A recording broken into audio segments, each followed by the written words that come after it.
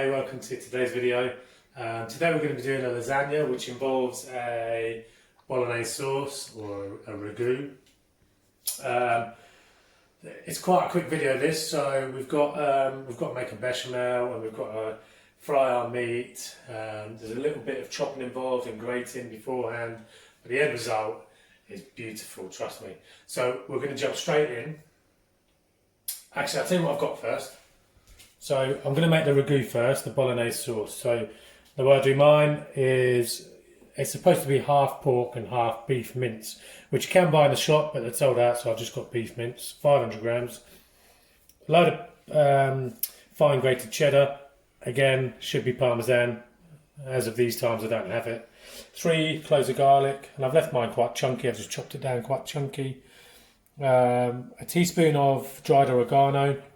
I've got 1 ham stock cube to replace the pork, or you could use beef or vegetable. 1 can of chopped tomatoes, 2 grated carrots, 2 sticks of celery fine diced, and then I've got 1 red onion and 1 leek small diced. In Italy, I think this is called a sofrito. It's a base of vegetables that they use for soups and sauces, and it just gives the dishes a nice sweetness. I've also here got a little tiny pinch of sugar just to help bring the sweetness out of those vegetables. And then traditionally you're supposed to add a splash of milk to the bolognese sauce. It helps to tenderise the meat and give the sauce a bit more richness. And also what's missing is wine. My wife's an alcoholic, so I'm not allowed to use the wine.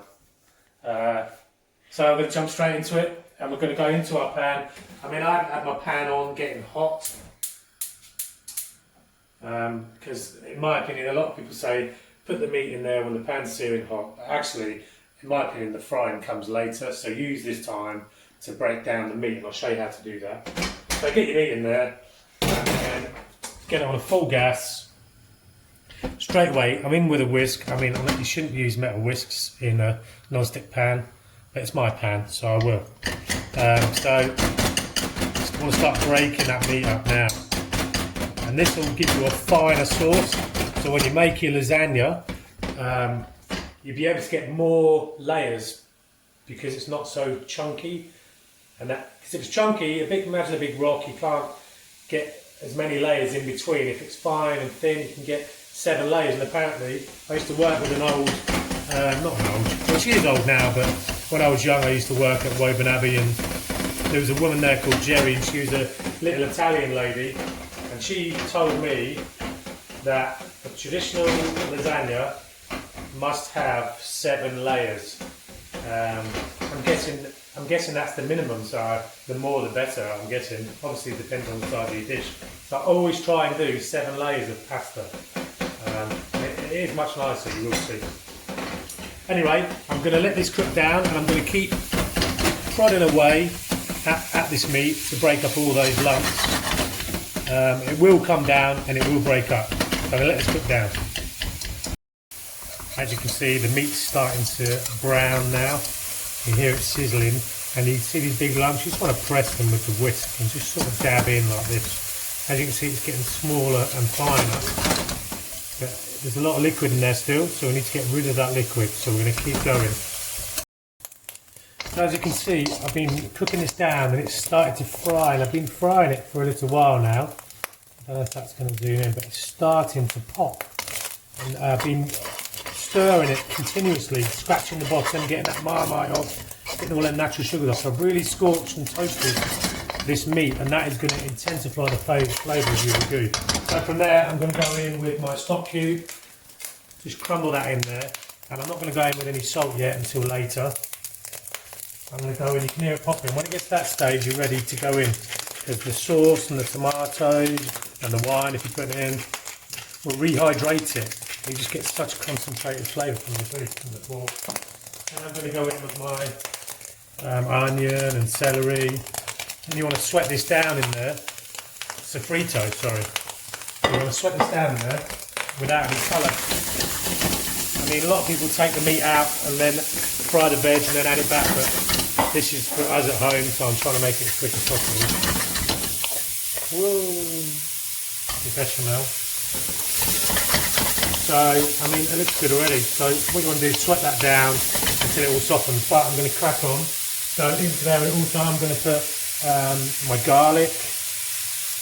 I'm going to put a pinch of sugar in there, literally just a pinch, just to help sweeten those vegetables, like I said. My oregano can go in there. My chopped tomatoes are going to go in there. And I'm going to fill this can with hot water.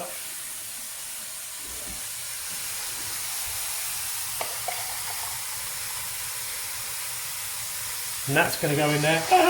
Be careful because it conducts heat, it's metal. And then I'm going to stir that all together. I'm going to put that on a low heat. And I'm just going to let that cook away for about half an hour, 40 minutes. And it just smells amazing. It just smells super fresh at the moment, but that's going to cook down and intensify.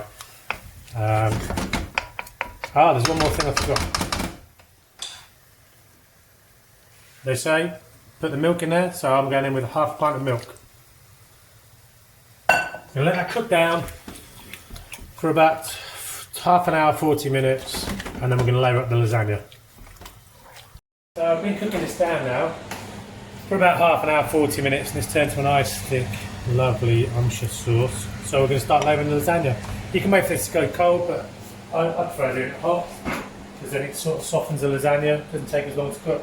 So I've got my bechamel sauce, which is just here. I've got my lasagna, which I've sort of snapped bits, because you know you need to sort of snap bits to get them to fit your dish. And then I've got my bechamel, my ragu. So I always put a layer of bechamel on the bottom. And what that does is it helps the pasta on the bottom cook. Otherwise, there's no moisture there to help cook the bottom layer. Right? And then I'll just use the pasta then to spread it around just like that. I know one's going to go in, and then I've snapped a bit there, and I've snapped some bit. It doesn't matter if it overlaps a bit, who cares? The more the merrier. Look at that, that's a bit of a perfect fit. So then you go with that, and then you go with a thin layer of your ragu. And I mean thin, like spread it out. Like, it might look like you've not got enough there, but believe me, you have. The more pasta you have between the layers, the more meat there is between the layers, and it's just so much more tasty. Even the next day, next 5 days, it's lovely. So you don't really want much more than that. Traditionally you'd use parmesan, I haven't got any, so I'm using cheddar like I said. A little scattering of cheddar. A bit more bechamel. Depends how much you like, I don't like loads in between my layers. And just gently try and rub that around a little bit. Doesn't have to be perfect. Off. And back with your pasta again. I'm going to go all the way up till we've got 7 layers. So this is the second layer. I'll see you at number 7. So this is layer number 7. That's the 7th layer of pasta. Make sure you want to make sure you've got a little bit more left for the top than what you did on the rest of the layers. And then get the rest of your meat in there. I have done a quick video on a really simple bechamel as well, which will be on the channel, the YouTube channel, if you want to have a look at that. But just make sure you have a bit more meat left, and as you can see from my dish, that is perfect. You want to go out, I mean I got this dish from IKEA, I think it was like £3. You want to go out and get yourself something similar to it. And then just make sure it's all nice and even, like that on the top. Lovely. Bechamel on. I always try and pour it in a sort of square to try and cover most of the... It starts to go cold a bit now, so it's a bit thicker, which doesn't matter. Lovely. Spread that out. I like to leave a little edge if I can. Beautiful. All that cheese on top. It looks like a lot, but I love it. I love the cheesy topping. So good. Look at that. And then it's ready for the oven, which I've got on about 165, 170. I put that straight in the oven for about 35 to 40 minutes. And leave it on 165 and it will come out beautiful. Look, I don't know if you can see the layers. You probably can't because there's so much meat in between that, but maybe I'll cut a piece out. Yeah, so I've been cooking lasagna. It's been in for about 40-45 minutes. It's looking all lovely and golden and brown. There is these charred bits, but you're always going to get that with lasagna, aren't you? And they're the best bits. So I'm going to crack into it. You're best off letting this sit for, 10 minutes or so, just to firm up, because when it first comes out of the oven, it's really warm. Anyway, I'll get on with it. See if I can get a bit out for you. Whoa! Oh no, we're stuck. I know we've got it. Oh, look at that. I'm going to clean up my plate a little bit. Got to do that, I'm afraid, because I've got OCD. I'm one cool dude. And there we go. Lovely 7-layer lasagna. Lovely. Ciao for now.